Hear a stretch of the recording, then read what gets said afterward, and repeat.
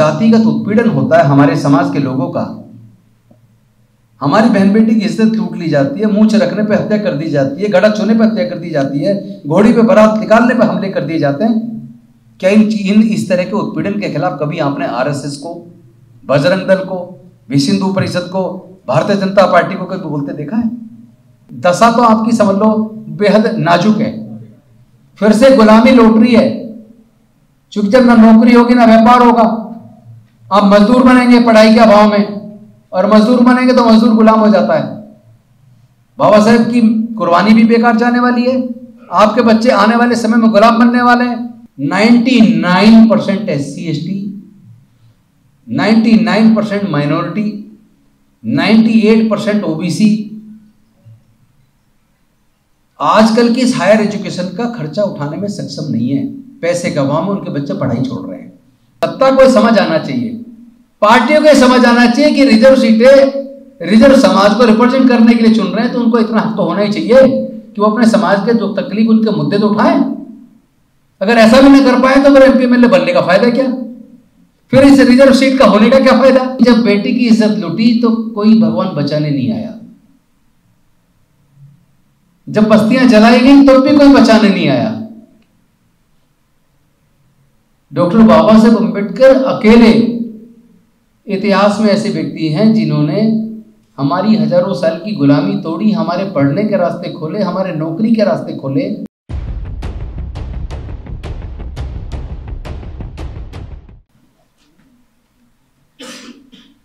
दुनिया को शांति और मानवता का संदेश देने वाले तथागत भगवान बुद्ध डॉक्टर बाबा साहेब अम्बेडकर जी और तमाम महापुरुषों के चरणों में कोटि कोटि नमन करते हुए मंच पे आसीन मुख्य अतिथि भाई पूनिया जी, मेरे साथी इतिहास के प्रोफेसर और समाज के चिंतक भाई रतनलाल जी, प्रोफेसर वर्मा जी, बौद्ध जी और सभी साथियों, सभी को क्रांतिकारी जय भीम, विनम्र नमो बुद्धाय।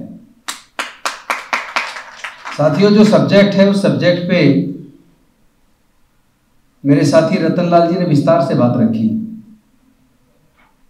उसी दिशा में पूरा रिपीटेशन करने की बजाय कुछ मुद्दों पे मैं बात रखना चाहता हूं। हम सभी इतिहास पढ़े हैं और इस बात को जानते हैं कि लगभग 1.5-2 हजार साल हम लोगों ने लंबी गुलामी झेली है। तो ये सवाल तो बनता है ना कि ये लंबी गुलामी क्यों चली। मैं इस बात को कभी भी नहीं मान सकता कि कोई ये कहे कि हमारे बुजुर्गों ने ये कोशिश ही ना की हो कि हमारे बच्चे आजाद पैदा हों। हम भी गुलाम रहे, हमारे बच्चे भी गुलाम रहे, उनके बच्चे भी गुलाम रहे। ऐसी सोच हमारे बुजुर्गों ने, ऐसी सोच उनकी रही हो, मैं ये मानने को तैयार नहीं हूं।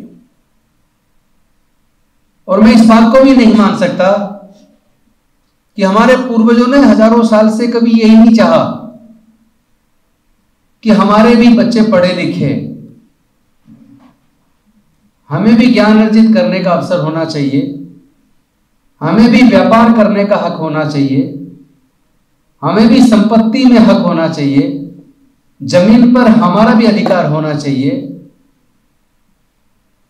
मैं नहीं मान सकता कि हमारे बुजुर्गों ने यह ना चाहा हो। तो फिर ऐसे कौन से कारण हैं कि कोई 10-20 साल नहीं, 100-200 साल नहीं, बल्कि 1000 साल से भी ज्यादा लंबे समय तक हमारे लोग शिक्षा से भी वंचित रहे, संपत्ति से भी वंचित रहे, व्यापार से भी वंचित रहे, यहां तक कि मानवता के दर्जे से वंचित रहे।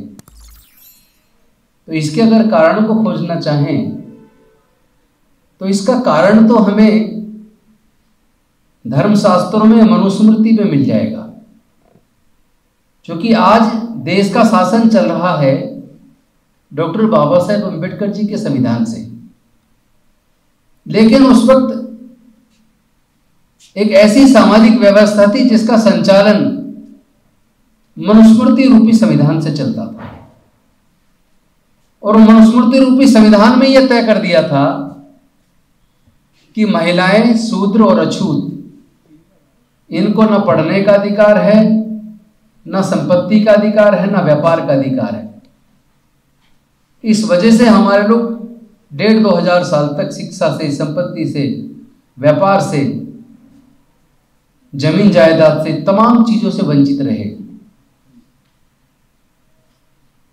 और इसके बारे में आपने पढ़ा होगा कि ज्योतिबा फूले जी ने कहा है, ज्ञान बिना मति गई, मति बिना नीति गई, नीति बिना गति गई, गति बिना धन गया, धन के अभाव में हम लोग गरीब हो गए और गुलाम हो गए। और ये हमारे समाज की दुर्दशा केवल शिक्षा से वंचित रहने की वजह से हुई।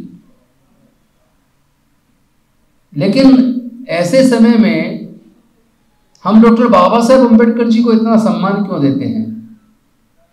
हमारे लिए तो भगवान डॉक्टर बाबा साहेब अम्बेडकर है। हमारे लोग तो बाबा साहेब अम्बेडकर को ही भगवान मानते हैं, उनके लिए मरने मिटने को तैयार रहते हैं। तो उसका कारण है क्योंकि हमारे लोग भी वर्षों से पूजा पाठ करते आए, लेकिन जब बेटी की इज्जत लुटी तो कोई भगवान बचाने नहीं आया। जब बस्तियां जलाई गई तो भी कोई बचाने नहीं आया। डॉक्टर बाबा साहेब अम्बेडकर अकेले इतिहास में ऐसे व्यक्ति हैं जिन्होंने हमारी हजारों साल की गुलामी तोड़ी, हमारे पढ़ने के रास्ते खोले, हमारे नौकरी के रास्ते खोले, हमारे राजनीति में आने के रास्ते खोले, हमें वोट का अधिकार दिया, तमाम तरह के हक अधिकार दिए। लेकिन दुखद यह कि जो हजारों साल के संघर्ष के बाद जो डॉक्टर बाबा साहेब अम्बेडकर जी ने अपने 5 में से 4 बच्चों को गंवाकर, अपनी जवान पत्नी को खोकर, अपना पूरा जीवन जलाकर जो हमें दिया,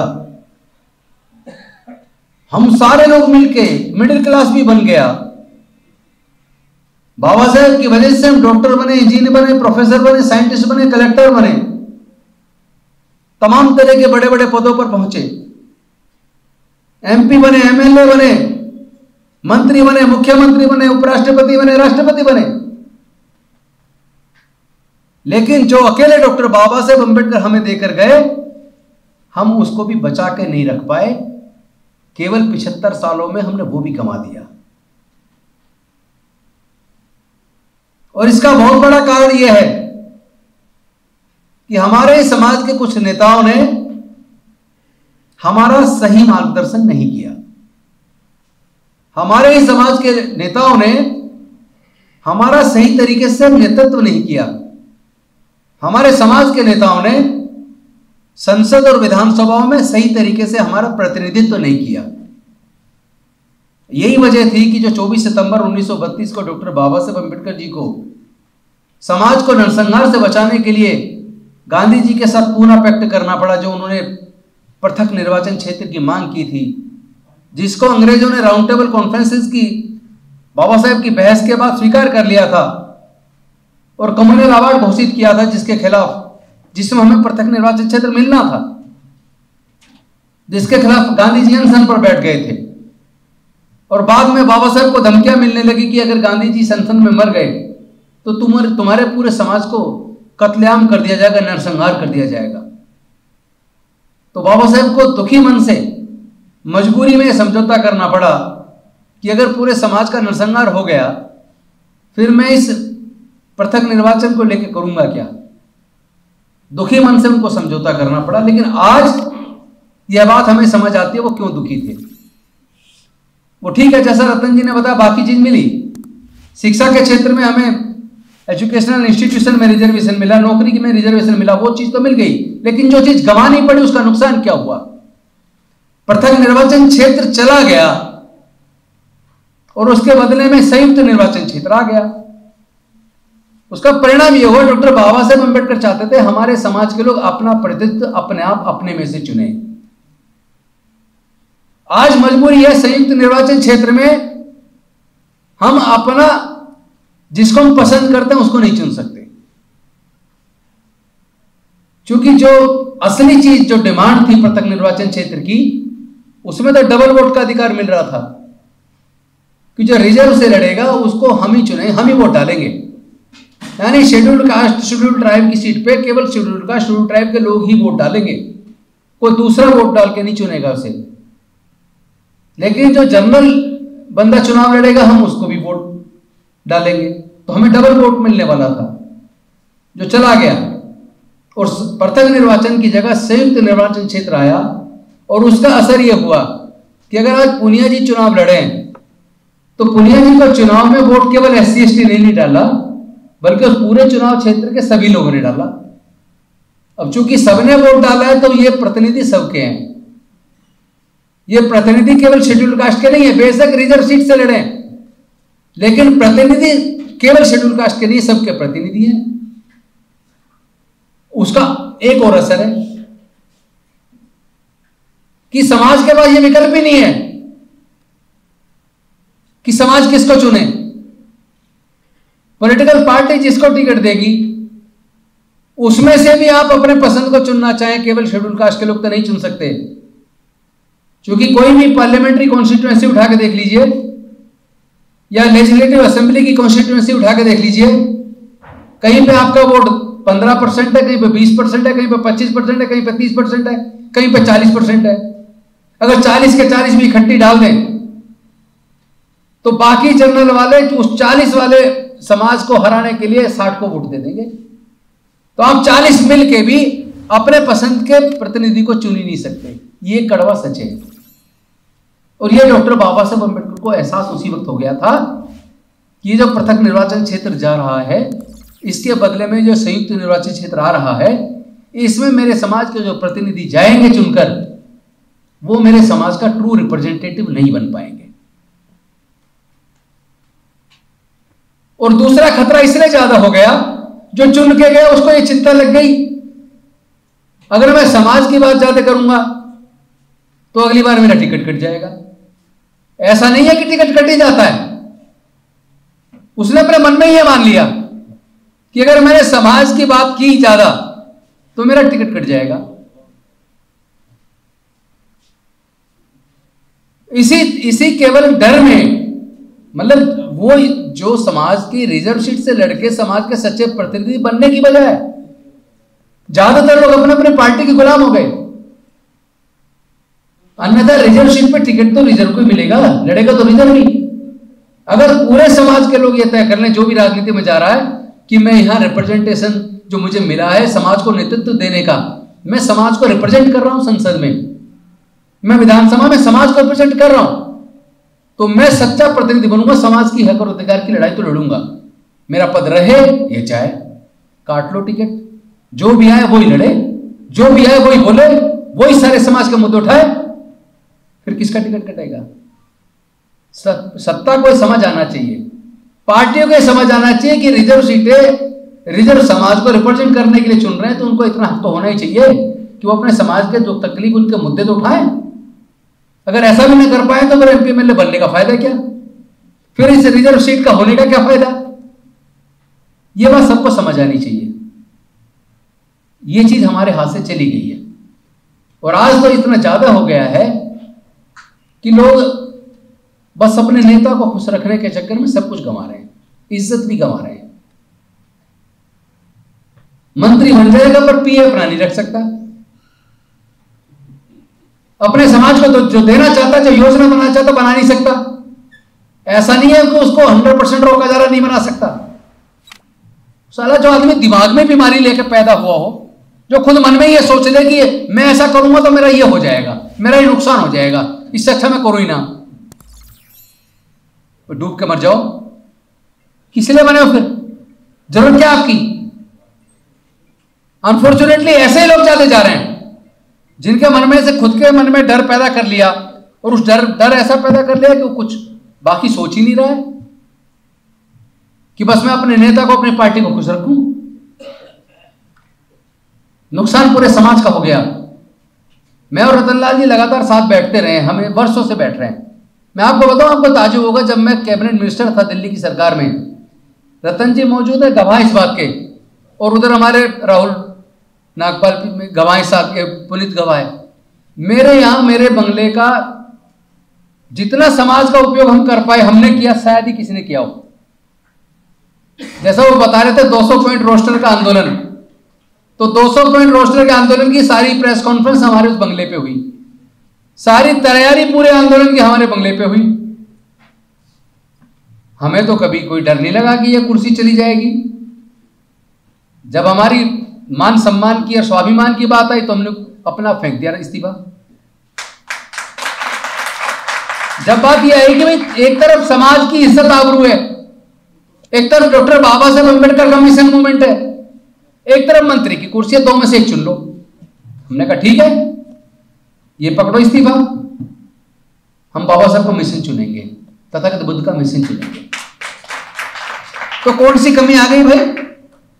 तब भी मैं एक समय पर 2 रोटी खाता था, आज भी 2 ही खा रहा हूं। तब भी मैं बीड़ी सिगरेट शराब नहीं पीता था, आज भी नहीं पीता। मंत्री बनके क्या बंगला और गाड़ी की शक्ल देखनी है क्या? अरे जिस समाज का नेतृत्व करने के अगर उनके मुद्दे हल नहीं कर पाए, उनके लिए काम ना कर पाए, उनके लिए लड़ ना पाए, तो ऐसे मंत्री एमएलए एमपी बनने का फायदा क्या है? उससे तो यार हम वकील में बढ़िया है। हमने हजारों लोगों को कोर्ट में केस जिता के न्याय दिलवा दिया और मंत्री रह के ना दे पाए, फिर क्या फायदा? रतन जी और हम कई बार बात करते हैं, जब भारत गरीब था, जब भारत आजाद हुआ तो भारत गरीब था। जब भारत गरीब था तो शिक्षा फ्री थी। जब भारत गरीब था शिक्षा फ्री थी, नौकरियों के बहुत अच्छे अवसर थे।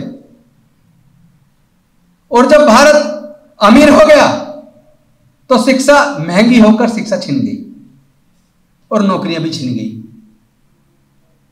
तो नफा नुकसान किसका हो रहा है देख लो। हुक्मरान तो बनते रहना बाद में, पहले अपनी आज को बचा लो। ना आज नौकरी के अवसर है। और एजुकेशन की बात बता दूं, अगर आपका बच्चा बहुत मेहनती है, बहुत काबिल है, और वो सरकारी इंजीनियरिंग कॉलेज में भी अगर उसका सिलेक्शन हो जाता है नीट का एग्जाम पास करने के बाद, पुनिया जी, एक इंजीनियर की डिग्री करने के लिए सरकारी इंजीनियरिंग कॉलेज से, प्राइवेट की बात नहीं कर रहा हूं, 15 से 20 लाख रुपया चाहिए, जिसमें उसकी फीस, उसका हॉस्टल, उसका ट्रांसपोर्ट, खाना, किताबें, इसी का खर्च 15 से 20 लाख न्यूनतम एक सरकारी इंजीनियरिंग कॉलेज से इंजीनियर बनने के लिए। और वो भी नौकरी नहीं, इंजीनियरिंग की डिग्री। जरूरी नहीं इंजीनियरिंग की डिग्री जिसको मिलती उसको नौकरी भी मिल जाए, कोई गारंटी नहीं है। लॉ, एनएलयू में अगर आपके बच्चे का सिलेक्शन हो गया नेशनल लॉ यूनिवर्सिटी में, तो 20 लाख से 25 लाख चाहिए 5 साल की लॉ करने के लिए। अगर आईआईएम में हो जाए तो कम से कम 40 लाख चाहिए एमबीए करने के लिए। मैंने तो बड़ा इस पे सर्वे किया, रिसर्च किया। हम लोग तो काफी, रतन जी और हम तो लगातार ही बैठ के चर्चा करते हैं, बड़ा अध्ययन करते हैं। 99% SC ST, 99% माइनॉरिटी, 98% OBC आजकल की इस हायर एजुकेशन का खर्चा उठाने में सक्षम नहीं है। पैसे का अभाव में उनके बच्चे पढ़ाई छोड़ रहे हैं, ये सच है। जैसा उन्होंने बताया, आपसे पूछा कितनी फीस लगती थी, मैंने 1983 में 10वीं की, ये सही कह रहे हैं, 10-20 पैसे लगते थे महीने के। वजीफा तो जैसा बताया, वजीफा वाकई में ज्यादा था। वजीफा बढ़ा नहीं बल्कि घट गया और खत्म हो गया, और फीस हजारों गुना बढ़ गई, लाखों गुना बढ़ गई। जब वजीफा भी अच्छा था, नौकरियों के भी अवसर अच्छे थे, शिक्षा भी लगभग फ्री थी, 20 सूत्री कार्यक्रम में लोग को 120 गज के, 100 गज के, 80 गज के प्लॉट भी मिले, खेत की जमीन के पट्टे भी मिले। ये जो कुछ भी तरक्की हुई है, जितने भी अफर्मेटिव एक्शन लागू हो पाए, या बैंकों का राष्ट्रीयकरण हुआ हो, चाहे इंश्योरेंस कंपनी का राष्ट्रीयकरण हुआ हो, चाहे PSUs बने हो, यानी जितने नौकरी के अवसर बने या मुफ्त में शिक्षा पाली और अच्छा खासा स्कॉलरशिप भी ले लिया, स्टाइपेंड ले लिया, ये सब काम जब तक कांग्रेस का राज था, इसे आप किसी दृष्टि से देख सकते हो, पर सच को स्वीकारना पड़ेगा, तुलना कर लेना, तब तक ये सब हुआ। जैसे जैसे उधर कांग्रेस कमजोर हुई और बीजेपी मजबूत हुई, क्योंकि जब राष्ट्रीय स्तर पे बात होगी तो राष्ट्रीय स्तर पे तो दो ही पार्टी है, बीजेपी और कांग्रेस, बाकी रीजनल पार्टी है। तो दोनों की जब आप तुलना करोगे तो जब तक कांग्रेस का राज था तब तक शिक्षा भी लगभग फ्री थी। रीजनल पार्टी या कोई नेशनल एजेंडा नहीं, वो तो सच है ही, नेशनल एजेंडा नहीं है उनका, तो उस अपने राज्य के अंदर सत्ता कैसे मिले वहां तक सीमित है। राष्ट्रीय एजेंडा तो राष्ट्रीय पार्टी से तय होता है। तो ऐसे में आप ये देख लें कि अफर्मेटिव एक्शन धीरे धीरे प्राइवेटाइजेशन आया, ग्लोबलाइजेशन आया। आपको याद होगा उदारीकरण का दौर, जिसमें ग्लोबलाइजेशन, प्राइवेटाइजेशन और लिबरलाइजेशन। इस दौर में क्या हुआ कि धीरे धीरे एक चीज और देखोगे आप, मैं तो एक वकील के तौर पे देखता हूं, उससे पहले का दौर वो था जब सुप्रीम कोर्ट की जजमेंट श्रमिकों के बारे में, लेबर के बारे में जितनी आती थी फेवर में आती थी। लेकिन अब जितनी भी सुप्रीम कोर्ट की जजमेंट आ रही हैं वो श्रमिकों के खिलाफ और पूंजीपतियों के फेवर में आ रही हैं। जो वकील हो जानते हो, पढ़ लेना नहीं तो। और धीरे धीरे सरकारी एजुकेशन सिस्टम को कमजोर किया जा रहा है, प्राइवेट एजुकेशन सिस्टम को मजबूत किया जा रहा है। पिछले 15 से 20 सालों में आरटीआई से मुझे सूचना मिली है लगभग 1.5 लाख से 1.25 लाख सरकारी स्कूल बंद हो गए। क्या जनसंख्या कम हो गई है?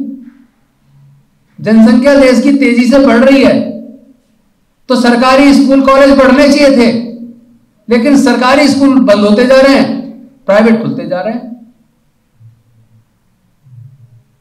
मुझे कोई बता दो, कोई अधिकारी, कोई नेता जिनके बच्चे सरकारी स्कूलों में पढ़ते हो, खुद के बच्चे प्राइवेट में पढ़ रहे हैं।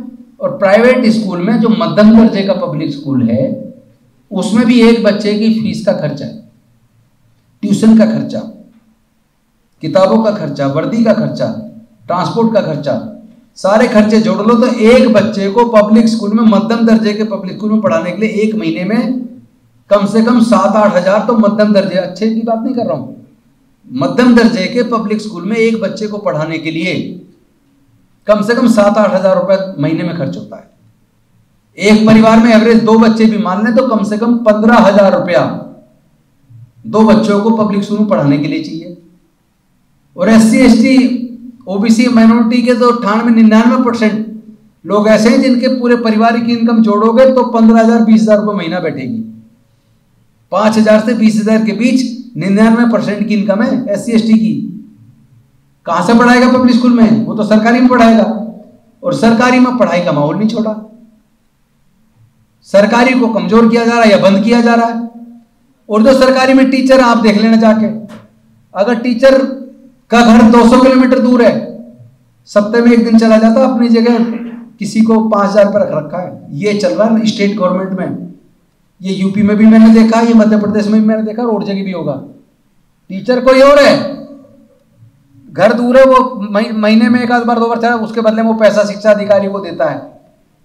अपने जगह पे 5-7 हजार रुपये में किसी को सब्स्टिट्यूट रखा हुआ है। सरकारी में भी ये मतलब इस तरह की धोखाधड़ी चल रही है, तो आपके बच्चों का भविष्य क्या होगा? तो हमारी दशा क्या पहले थी और क्या बाबा साहेब के आने के बाद जो तरक्की हुई, आज हमारी क्या दशा है? दशा ये कि आपके हाथ से नौकरी गई, आपके हाथ से शिक्षा गई, और आपके पास इतना पैसा नहीं कि व्यापार कर लो। पहले फिर भी सरकारों ने फाइनेंशियल कॉर्पोरेशन बनाए, जैसे scheduled caste development finance corporation, जिससे सस्ते दर पर लोन मिल जाते थे। आज ज्यादातर वो कॉर्पोरेशन लगभग ठप हैं, बंद होने के कगार पर, चूंकि उन्हें सरकार पैसा जानबूझ के नहीं देती। और जब उस कॉर्पोरेशन को पैसा सरकार नहीं देगी, ग्रांट नहीं देगी, तो वो SC ST के बच्चों को अपना रोजगार करने के लिए, अनएम्प्लॉय बच्चों को फिर सस्ते दर पे लोन कहां से देगा जब पैसा ही नहीं है? तो जो डेवलपमेंट कॉर्पोरेशंस बने वो भी लगभग ठप हैं। तो अब आप ये बताइए, आपकी फिर दशा तो आपकी समझ लो बेहद नाजुक है। फिर से गुलामी लौट रही है, क्योंकि जब ना नौकरी होगी ना व्यापार होगा। आप मजदूर बनेंगे पढ़ाई के अभाव में, और मजदूर बनेंगे तो मजदूर गुलाम हो जाता है। बाबा साहेब की कुर्बानी भी बेकार जाने वाली है, आपके बच्चे आने वाले समय में गुलाम बनने वाले हैं। तो उस गुलामी से बचाने के लिए हमारी दिशा क्या होनी चाहिए? हमारी दिशा ये होनी चाहिए, सबसे पहले तो हम सच को जाने, अंधे आंख मीच के ना चलें, वैज्ञानिक दृष्टिकोण अपनाएं, अंधविश्वास पाखंडवाद से दूर रहें, सरकारी में जैसी भी शिक्षा, फिर भी शिक्षा पे थोड़ा ज्यादा ध्यान दें। और ये ध्यान रखना, जितने लोग कावड़ लेने जाते हैं 99% SC ST OBC के बच्चे होते हैं, 99%। जो पुजारी मंदिर में बैठ कर पूरा हजम कर रहा है, लाखों करोड़ रुपए खा रहा है, उनके बच्चे तो नहीं जाते। व्यापारियों के बच्चे देखे किसी ने कावड़ लेने जाते हुए? या किसी ब्यूरोक्रेट के बच्चे देखे हो, या किसी नेता के बच्चे देखे हो? जब नेताओं के बच्चे नहीं जा रहे, पुजारियों के बच्चे नहीं जा रहे, व्यापारियों के बच्चे नहीं जा रहे, अफसरों के बच्चे नहीं जा रहे, तो तुम गरीब और तुम्हारे बच्चे क्यों कावड़ लेने जा रहे? क्यों नहीं उसे रोक रहे हो आप? कथावाचक को सुनने कौन जा रहा है? और एक और हमारी जो दुर्दशा का कारण, जिसमें मैं दिशा देने की बात कर रहा हूं आज, विचार पे जब मंथन होता है, भविष्य की रणनीति पे जब मंथन होता है, तो हमारी रणनीति फेल क्यों होती है? वो सफल क्यों नहीं होती? उसका बहुत बड़ा कारण यह है, हमारी आधी जनसंख्या महिला, और यहां अगर 50 आदमी बैठे हैं तो 50 के 50 पुरुष हैं। महिला ने तो संदेश सुना नहीं, महिला का तो मार्गदर्शन हुआ नहीं। हाँ, इतना जरूर है, आप जो लोग पुरुष लोग आए, उनके घर के आसपास अगर कोई कथावाचक आया होगा, आपको पता भी नहीं होगा, आपकी पत्नी, आपकी माँ, आपकी बेटी, बच्चों को लेके वो कथावाचक को सुनने गई होगी पड़ोसी के कहने पे। तो मिशन उनका चलेगा, आपका चलेगा? आप तो अपनी बेटी को, अपने बेटे को, अपनी पत्नी को, अपनी माँ को कभी ऐसे सामाजिक चिंतन शिविर में लाते नहीं हो। जब आप लाते ही नहीं हो, दोष किसे दे रहे हो? आपकी तो दिशा बिगड़ी पड़ी है। शाम को देख लेना हमारी बस्तियों में बहुत लोग वो थैली पीते, शराब पीते मिलेंगे, कच्ची पक्की। जितना कमाया मजदूरी करके, आधे से ज्यादा शराब में। और जो रिटायर हो गए, चलो अच्छी बात है, कुछ लोग रिटायर यहां बैठे, नहीं चाहे तो रिटायर गांव के किसी चौपाल पे ताश खेलते मिलेंगे पूरा दिन। खाली है, क्या करें, टाइम पास कर रहे हैं। उनका आदमी खाकी कच्चा पहन के सुबह सुबह हमारे शाखा लगा के हमारे घरों में घुस रहा है और हमारे बच्चों का ब्रेन वॉश कर रहा है। वो अपनी विचारधारा को हमारे बच्चों तक के दिमाग में डाल रहा है। और हमारा आदमी कह रहा रिटायर हो गए, खाली है, क्या करें, ताश खेल लेते हैं जी। कहां लिखा भाई खाली है तो किला ताश खेलो? तुम समाज में जाके अपने छोटे बच्चों का मार्गदर्शन नहीं कर सकते? उनको जागरूक नहीं कर सकते? मैं तो बहुत जी एक बात और कहूंगा, इस तरह के अंदर होल के प्रोग्राम कम करो। अब जरा गांव बस्तियों में प्रोग्राम लगाने शुरू करो। हम तो गांव बस्तियों में चलने को तैयार हैं।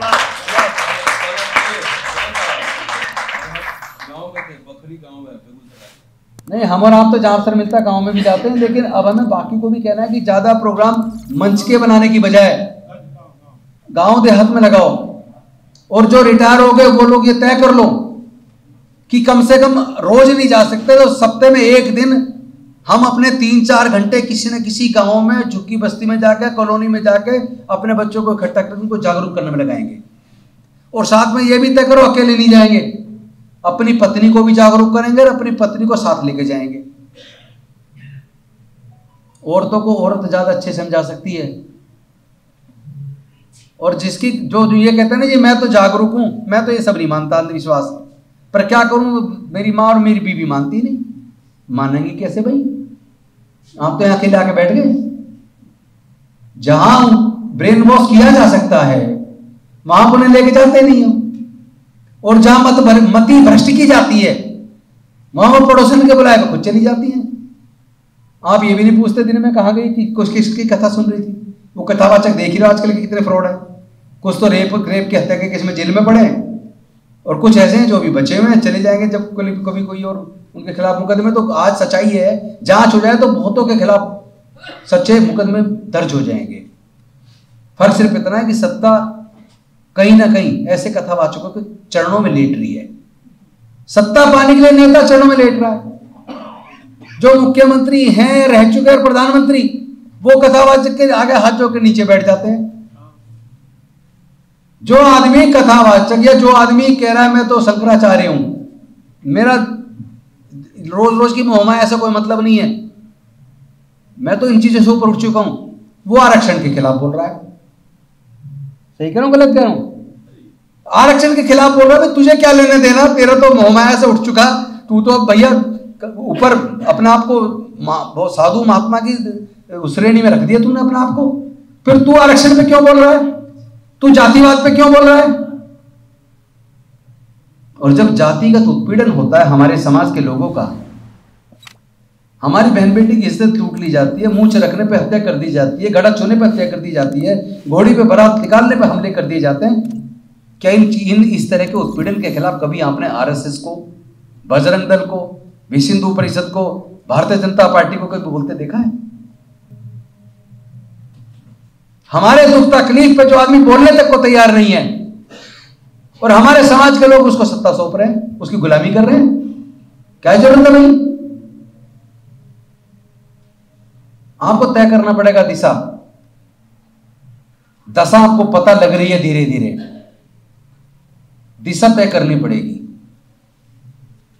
सुबह टाइम से उठो, नशे से दूर रहो, सुबह थोड़ा घूमने जाओ, व्यायाम करो, टाइम निकाल कर पढ़ने की आदत डालो, और जहां व्यर्थ की चीजें हैं, व्यर्थ की कथा हो रही है, वहां जाना बंद करो। अंधविश्वास पाखंडवाद से दूरी बना लो, अध्ययन करके चिंतनशील बनो, अपने बच्चों को जागरूक करो, पड़ोस के बच्चों को जागरूक करो, रिश्तेदारों को बच्चों को जागरूक करो। जब जागरूकता हो जाएगी, पढ़ाई की वैल्यू समझ आएगी, और विद्वजनों को सुनो। जब विद्वता के पे किसी भी विषय पर कोई विद्वान लोग आके चर्चा करें, उसे बैठ के सुनो, कुछ तो सीखोगे। बच्चों को साथ लेके जाओ ताकि बच्चे भी सीखें, तो दशा भी बन जाए, दशा भी सुधारने के लिए दिशा भी बन जाएगी। कोई ऊपर से ये मत सोच लेना कि डॉक्टर बाबा साहब अम्बेडकर दोबारा आएंगे, वो नहीं आने वाले। हमें आपको अपने बच्चों में से ही अम्बेडकर बनाने पड़ेंगे, हमें खुद को बनना पड़ेगा।